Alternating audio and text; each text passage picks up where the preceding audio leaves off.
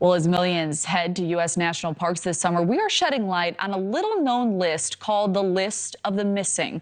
The National Park Service has faithfully kept records of visitors who are gone, often without a trace. And the list is long, with several mysterious disappearances of those who simply set out to bask in the beauty of our nation.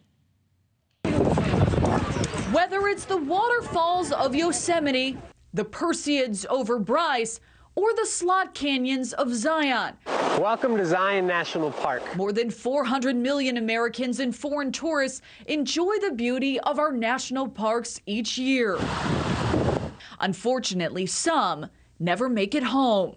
NPS investigators are continually working to find people who do get lost or have gone missing in national parks.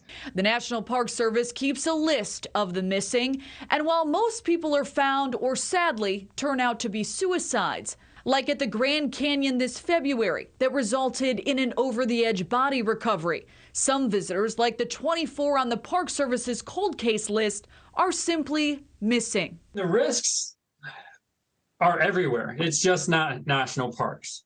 It's just when people go missing in probably a national park, it probably makes headline news. Survival expert Jason Marsteiner says lightning, snowstorms, and rising floodwaters make situational awareness paramount. The first mistake is failure to plan. That is telling somebody where you're going, what you're doing, and exactly your itinerary, I guess. Most of the national park missing are solo hikers, like Charles Lyon, whose car was found on the Grand Canyon South Rim in June of 2021, and James Pruitt, 70, who set out in Rocky Mountain National Park as a snowstorm moved in for what was to be only a day trip. A lot of people that go on day hikes, they may never have spent a night outside. Jesse Krebs knows a thing or two about staying safe in extreme conditions. A former Air Force survival, evasion, resistance, and escape specialist, she survived 46 days alone on the hit TV show of the same name. She does not discourage solo hiking. Letting someone know where you're going, at least two people, before you head out there, and give them, if you can, like, take a picture of the map and write down on the map where you're planning on going, where you're going to be staying each night.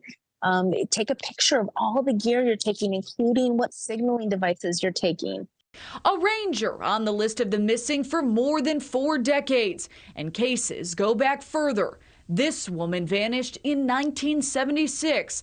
And little Dennis Lloyd Martin was last seen in a national park in 1969. NPS responders, officers, special agents are, highly trained, experienced, and the most proficient subject matter experts to conduct these search and rescue operations. But with this kind of beauty to behold, lovers of the great outdoors say, keep on exploring safely. A rainstorm doesn't care what we look like. It doesn't care whether or not we're wearing makeup. Doesn't care what gender we are or what color our skin is or any of that.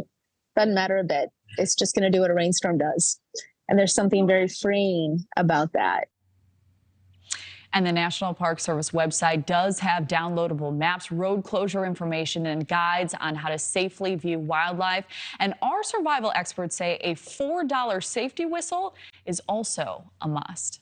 Thank you for watching. Go to newsnationnow.com to find News Nation on your television provider. And don't forget to click the red subscribe button below to get more of News Nation's fact-driven, unbiased coverage.